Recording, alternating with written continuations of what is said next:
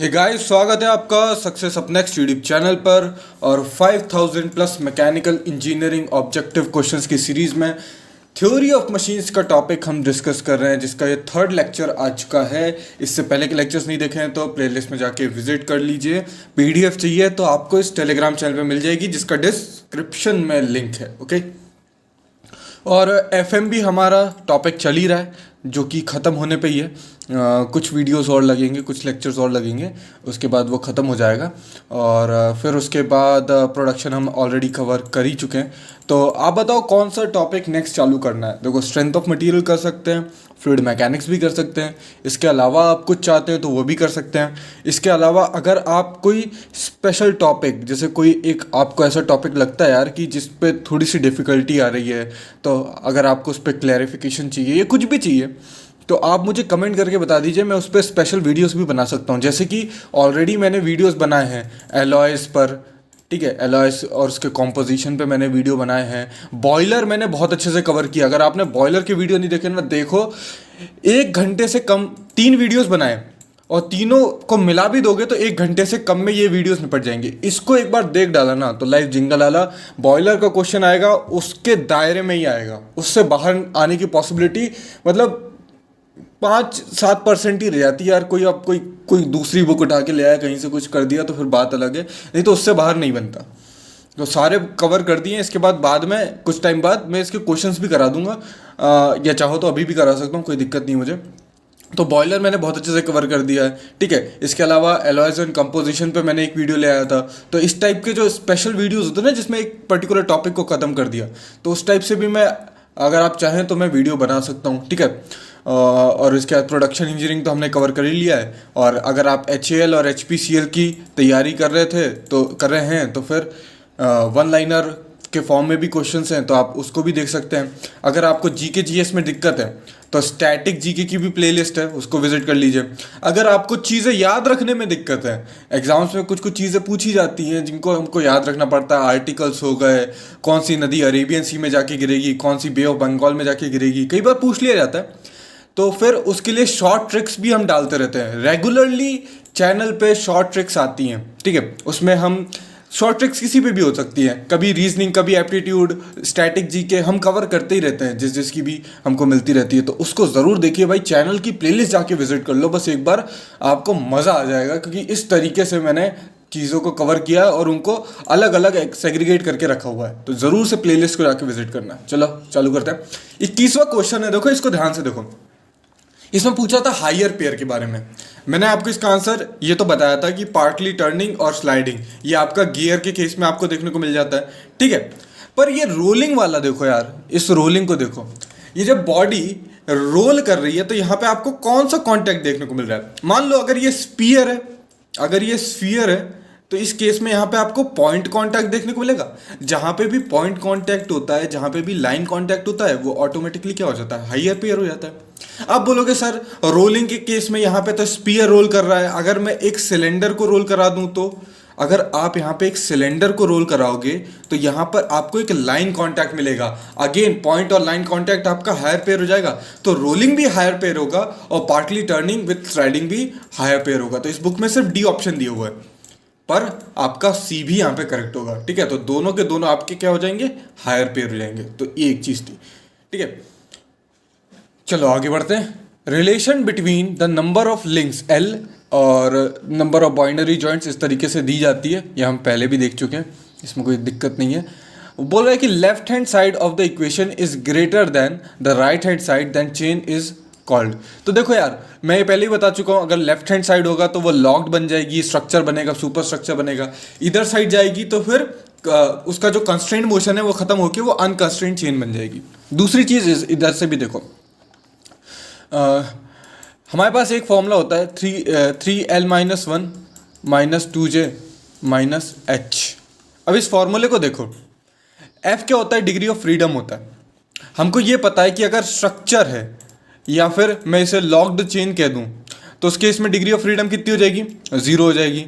अगर मैं super structure बनाऊंगा तो उस केस में नेगेटिव हो जाएगी। कंस्ट्रेंट मोशन है तो मेरे को 1 मिलेगी, अनकंस्ट्रेंट के केस में 1 से ज़्यादा मिलेगी। इतना हमें पता है। थोड़ा सा हम यहाँ से पे थोड़ा सा अपनी रीजनिंग एबिलिटी थोड़ा सी देखेंगे, ठीक है, क्रिटिकल थिंकिंग देखेंगे। अब ये जो है इसको कंस्ट्रेंट अगर हमें बनाना है, ठीक है, इसको अगर कंस्ट्रेंट बनाना है तो इसकी वैल्यू 1 होनी चाहिए। इसको अगर अनकंस्ट्रेंट बनाना है तो 1 से ज़्यादा होनी चाहिए, पॉजिटिव में होनी चाहिए। यहाँ पर आप देखो इन दोनों के आगे माइनस का साइन लगा हुआ है, ठीक है, इन दोनों के सामने माइनस का साइन लगा हुआ है और इसके सामने प्लस का साइन लगा हुआ। मतलब अगर लिंक्स ज़्यादा होंगी, लिंक्स अगर हमारी ज़्यादा हैं तो उस केस में क्या है, ये पॉजिटिव बढ़ता जाएगा, है ना यार। लिंक के सामने ये वाला, इसके सामने पॉजिटिव साइन है। अगर लिंक ज़्यादा होगी तो क्या होगा, ये इसकी डिग्री ऑफ फ्रीडम बढ़ती जाएगी, ये कंस्ट्रेंट से अनकंस्ट्रेंट की तरफ बढ़ता जाएगा। ऑन द अदर हैंड उसको भूल जाओ, अगर मैं जॉइंट ज़्यादा बढ़ा दूंगा तो इसके सामने माइनस लगा है, अगर जॉइंट ज़्यादा हो गए तो ये इसको छोटा करते जाएगा और फिर हम स्ट्रक्चर की तरफ बढ़ते जाएंगे, ठीक है। तो जे यहाँ पर है और जे को अगर आप बढ़ाओगे, यानी कि आप left hand side of the equation को बड़ा कर दोगे, ग्रेटर कर दोगे, तो जॉइंट्स बढ़ जाएंगे। जॉइंट्स बढ़ जाएंगे तो ये डिग्री ऑफ फ्रीडम घट जाएगी, डिग्री ऑफ फ्रीडम घटेगी तो क्या, लॉग चेन की तरफ हो जाएंगे। इस तरीके से भी देख सकते हो, याद भी कर सकते हो, आपकी मर्जी। In a kinematic chain a quaternary joint, मैंने पहले ही बताया था, अगर टर्नरी जॉइंट है तो वो 2 बाइनरी जॉइंट के बराबर होगा, एक क्वाटर्नरी जॉइंट है तो वो 3 बाइनरी जॉइंट के बराबर होगा, ओके। और एक बाइनरी जॉइंट तो एक बाइनरी जॉइंट के बराबर ही होता है, ठीक है। तो यहाँ पे 3 बाइनरी जॉइंट के बराबर होगा। अगर एक चेन है जिसमें 4 लिंक्स हैं और 4 जॉइंट्स हैं तो वही formula 3l-1 minus 2j minus h लगा दो। 4 लिंक थी तो 4 माइनस 1 3 हो जाएगा, माइनस 2 इंटू 4, यही होगा आंसर। क्या आ जाएगा, 1 आ जाएगा। 1 आ गया तो मेरी काइनेमेटिक चेन है। और भाई यार अगर आपने थोड़ी सा भी टर्म पढ़ा है भाई, ये लिंक, ये लिंकेज तो हम इतनी बार पढ़ते हैं ना। ये क्या है, 4 लिंक हैं इसमें, 4 जॉइंट्स हैं, ये तो हम कितनी बार पढ़ते हैं, हमको खुद ही पता है। ये काइनेमेटिक चेन ही होती है, 4 bar mechanism. In a steam engine the link constitute a, अब देखो ये जो पहला क्वेश्चन था ना उसी में मैंने बताया था, जब ऐसा करके अगर आप पिस्टन बनाओ, ये एक सिलेंडर के अंदर है, ठीक है, मैंने गैप थोड़ा ज़्यादा दे दिया है ताकि मैं चीज़ें आसानी से बता पाऊँ। यहाँ पे मेरी क्या रहेगी, पिस्टन रॉड रहेगी, फिर यहाँ से कनेक्टिंग रॉड जाएगी, फिर ये क्रैंक में जाएगी, फिर यहाँ पे हिंज रहेगी। तो ये जो पिस्टन है, ये पिस्टन है, ये पिस्टन रॉड है, क्रॉस हेड है, ये मिला के बनाता है एक लिंक। ये कनेक्टिंग रॉड के यहाँ पर एक छोटी बीयरिंग होती है, यहाँ पे एक बड़ी बीयरिंग होती है, ठीक है। तो और कैप्स बोल्ट मिला के कनेक्टिंग रॉड बनाती है एक लिंक। यहाँ पे क्रैंक पिन आती है और कनेक्टिंग शाफ्ट, और यहाँ पे एक बड़ा सा फ्लाईव्हील लगा रहता है, ये सब बनाते हैं एक लिंक। इसके अलावा जो पिस्टन है और ये जो इंजन का केस है वो एक लिंक बनाते हैं। तो ये सारे के सारे सही हैं, ठीक है। तो ये एक लिंक होगी, ये एक लिंक होगी, एक लिंक होगी, ठीक है। चलो, mechanism is an assemblage of, तो उसमें 2 लिंक हो सकती है, 3 लिंक हो सकती हैं, 4 या उससे ज़्यादा भी हो सकती हैं, तो ऑल ऑफ द अबव होगा। पर मैकेनिज्म होता क्या है उसको भी डिस्कस कर लेते हैं। देखो, मैकेनिज्म का मतलब ये है कि आपने कुछ चीज़ों को इस तरीके से अरेंज किया।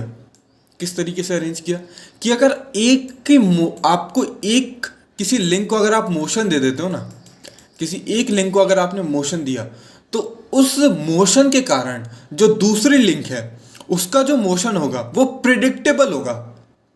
मतलब प्रिडिक्टेबल का मतलब क्या, मतलब कि हम समझ सकते हैं, हम अगर एनालिसिस लगाएं, हम अगर दिमाग लगाएं, हम अगर मैथमेटिक्स लगाएं तो हम उसका मोशन एक वेल डिफाइंड मोशन उसे कह सकते हैं।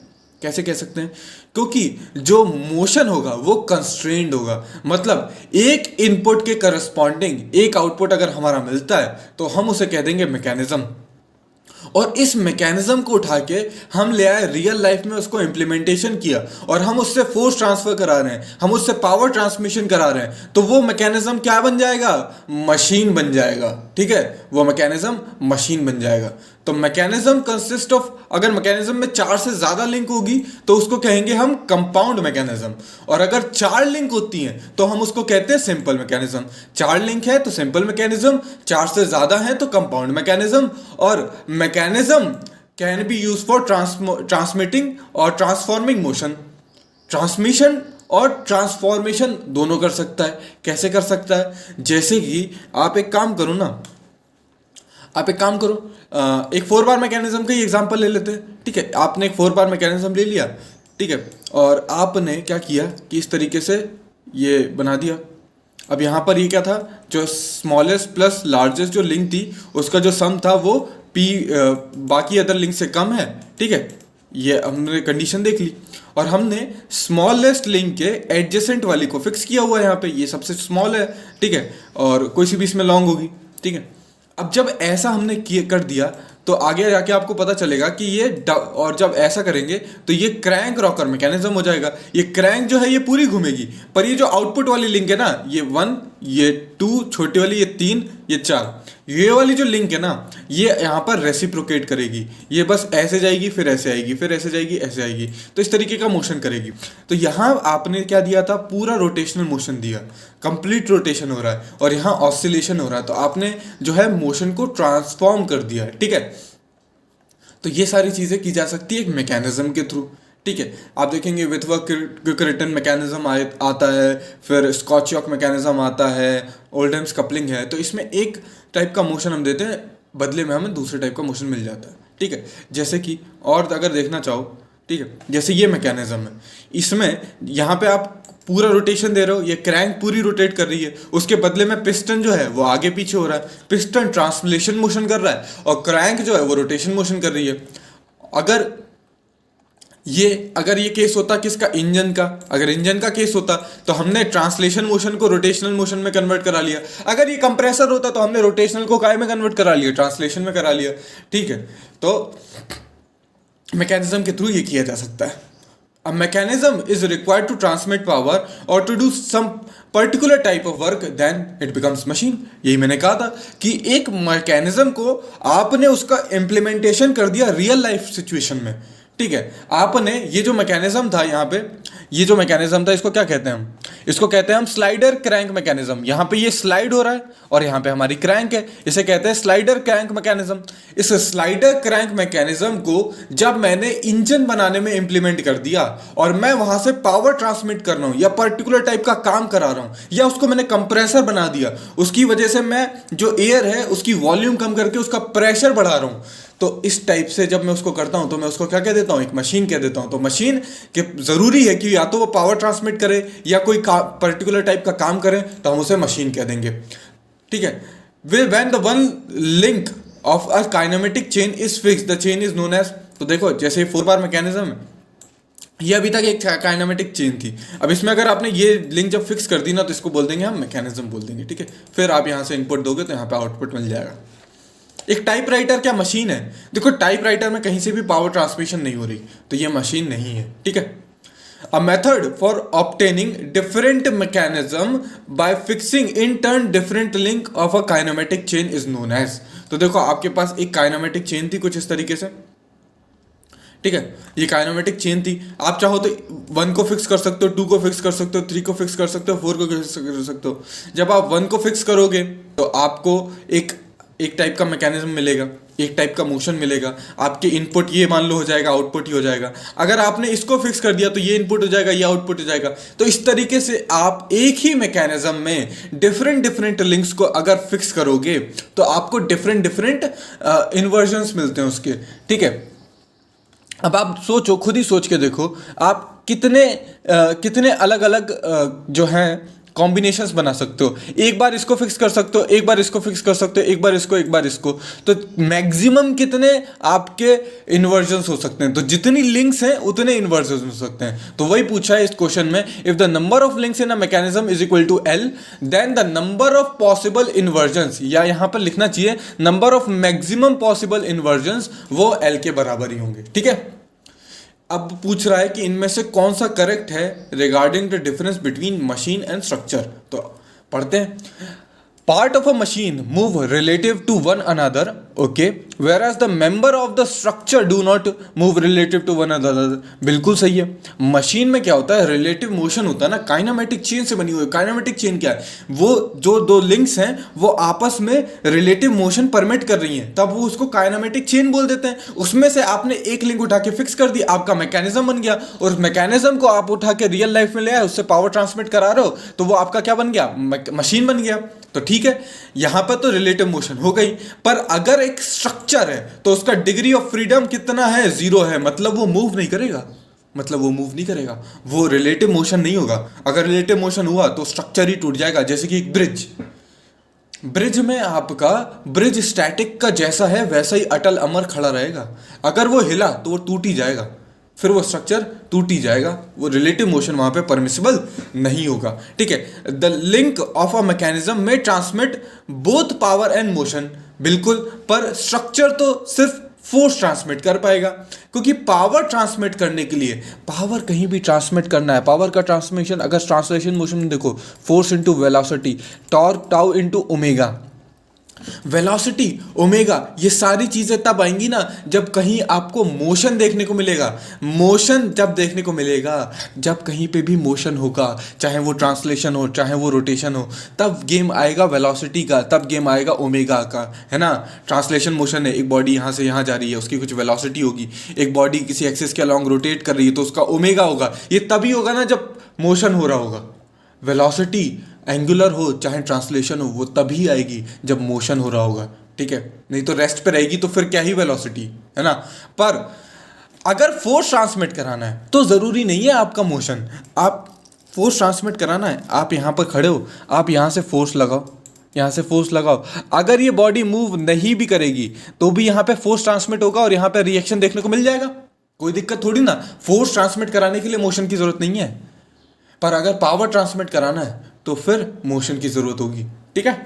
चलो ये भी स्टेटमेंट सही है। फिर है a machine transform available energy into some useful work whereas the structure no energy is transform into useful work. एक मशीन है, एक इंजन है, जो पिस्टन था उस पे जो अंदर की गैस है वो धक्का लगा रही है और उस धक्के के कारण पिस्टन जो है वो आगे पीछे हो रहा है, मतलब पीछे धक्का जा रहा है, उसके बाद फिर वो आगे आ जाता है अपने रोटेशन की वजह से, इनर्शिया की वजह से, जैसे भी आप कह सकते हो। तो हमारे पास जो एनर्जी थी, जो एनर्जी गैसेस के पास में थी, अगर मैं आईसी इंजन की बात करूं, अपने गाड़ी के इंजन की बात करूं, जो पेट्रोल को जला के जो एनर्जी आई, उस एनर्जी को, उस अवेलेबल एनर्जी हमारे पास वही अवेलेबल थी, उसको हमने यूज किया और हमने क्रैंक घुमा ली, उस क्रैंक को फिर गियर और कपलिंग के अरेंजमेंट के थ्रू हमने टायर घुमा लिया अपनी गाड़ी का, तो हमने उसका कुछ यूजफुल वर्क करा लिया। पर स्ट्रक्चर के केस में सिर्फ फोर्स ट्रांसमिट होंगे, एनर्जी ट्रांसमिट नहीं होगी। बिल्कुल सही है, तो सारे के सारे स्टेटमेंट सही है। आई होप आपको एक्सप्लेनेशन समझ में आया होगा, समझ में आता तो अभी इसी वक्त लाइक कर दो। A kinematic chain is known as mechanism when, तो काइनेमेटिक चेन मैकेनिज्म कब कहेंगे, जब उसकी एक लिंक फिक्स्ड कर दी जाएगी। फिर इन्वर्जन ऑफ अ मैकेनिज्म किस तरीके से ऑब्टेन किया जाता है, अभी बताया, एक के डिफरेंट टाइप पे आप डिफरेंट लिंक्स को जो है फिक्स कर दो। एक ही लिंक फिक्स करोगे, मगर 4 बार चेन मैकेनिज्म है तो एक ही करोगे, ये नहीं कि सर हमने ये भी कर दी और ये भी कर दी, दोनों फिक्स कर दी तो फिर वो स्ट्रक्चर बन जाएगा। ओके, एक ही करना दोस्तों।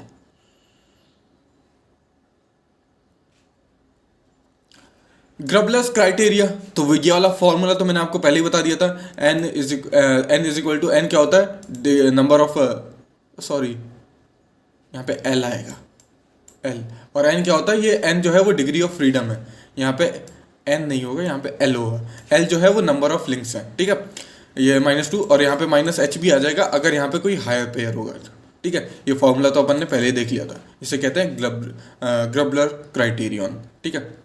इसके बाद अपन ग्रेशॉफ्स लॉ भी देखेंगे, ऑल दो मैंने उसका इम्प्लीमेंटेशन आपको पहले ही बता दिया है, पर फिर से उसको देख लेंगे, ठीक है। Mechanism form structure when the degree of freedom, structure कब बनता है मैं अभी बता चुका हूँ, जब डिग्री ऑफ फ्रीडम 0 हो जाती है। सुपर स्ट्रक्चर कब बनेगा, जब डिग्री ऑफ फ्रीडम नेगेटिव हो जाएगी। और अनकंस्ट्रेंड मोशन के केस में 1 से ज़्यादा डिग्री ऑफ फ्रीडम है तो वो अनकंस्ट्रेंड मोशन हो जाएगा, ठीक है। इन अ 4 बार चेन और अ क्वाड्रेटिक चेन, तो अगर 4 बार चेन होती है, इस टाइप की चेन होती है, तो ये सारे क्या होते हैं, ये सारे जो भी जॉइंट्स हैं वो आपके टर्निंग पेयर होते हैं या रिवॉल्विंग पेयर होते हैं, ठीक है। Mechanism in which 2 turning pair और 2 स्लाइडिंग पेयर होते हैं, तो उस केस में हमें क्या मिल जाता है, डबल स्लाइडर मिल जाएंगे, ठीक है। अभी तक हम लोगों ने क्या किया, इस तरीके से 4 बार चेन देखी। अब ऐसा भी तो हो सकता है ना दोस्तों कि क्या हो इस तरीके से अगर मैं बनाऊं, एक स्लाइडर यहाँ लगाया, ये स्लाइडर है, ठीक है, और एक स्लाइडर मैंने यहाँ लगा दिया, छोटा बना रहा हूँ ताकि डिस्टिंग्विश कर पाओ, ठीक है। अब एक तो ये फिक्स लिंक है, ये मान लो मेरी फिक्स्ड है, ये 1 है, ये स्लाइडर जो है दूसरी लिंक है, ये जो बीच की रॉड है ये तीसरी है, और ये चौथा स्लाइडर है। तो इस केस में 2 स्लाइडिंग पेयर हैं और यहाँ पे एक टर्निंग पेयर इधर, एक टर्निंग पेयर इधर। तो इस केस में इसे कहते हैं डबल स्लाइडर क्रैंक मैकेनिज्म, ठीक है। इसी का एक जो आपका एक तरीके से कह सकते हो इन्वर्जन होता है, वो इलेप्टिकल ट्रैमल होता है, एक होता है स्कॉच-योक मैकेनिज्म। अगले वीडियो में हम इसको डिस्कस कर लेंगे, या इसको अलग से एक वीडियो में भी डिस्कस करा जा सकता है, ठीक है। जो भी मैकेनिज्म्स होते हैं इस पर क्वेश्चंस भी दनादन पूछे जाते हैं, तो इसको अलग से भी कवर करा जा सकता है, इस पर बहुत ही बड़ा वीडियो बन सकता है। अगर आपको चाहिए तो मैं बनाऊंगा, वरना कोई ज़रूरत नहीं है। आप नहीं चाहते तो फिर क्या, ठीक है। तो ये वीडियो का एंड था जिसमें हमने क्वेश्चंस डिस्कस किए। अगर वीडियो पसंद आता है तो लाइक करना है, चैनल को सब्सक्राइब करना है और वीडियो को शेयर करना है जहाँ पे भी आप कर पाओ, टेलीग्राम, व्हाट्सएप पे। और चलिए फिर मिलते हैं नेक्स्ट वीडियो में। Thanks for watching and as always have a nice day.